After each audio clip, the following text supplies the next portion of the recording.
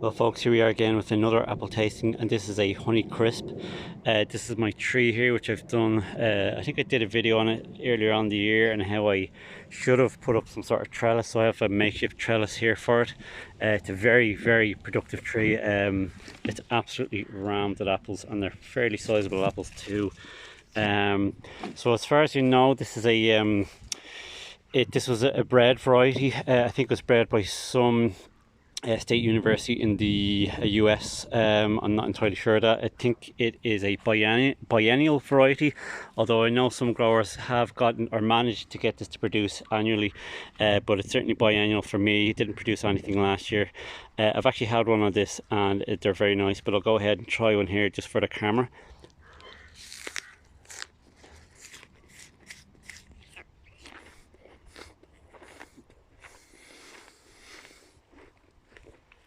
Excuse the mouthful. They're very nice apples. Probably my favorite one in the orchard.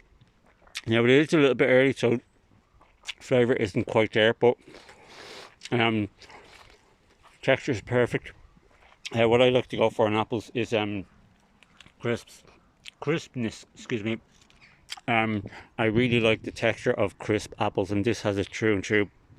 You can taste more of the flavor around the red part. I suspect if I gave this a bit longer, it would be a lot nicer, but yeah, that's a very good variety. Not overly sweet, not much tanginess to it, but very good. You can see how many of them there are here. I'm going to have tons this year, and this is a relatively small tree. So yeah, there you go, there's Honey Crisp. Oh, and another thing, I haven't really had much disease on it. There's some spots coming up here. I think that's to do with the rains, but in the last 2 or 3 years I've had no signs of disease or anything on them, not even on the apples.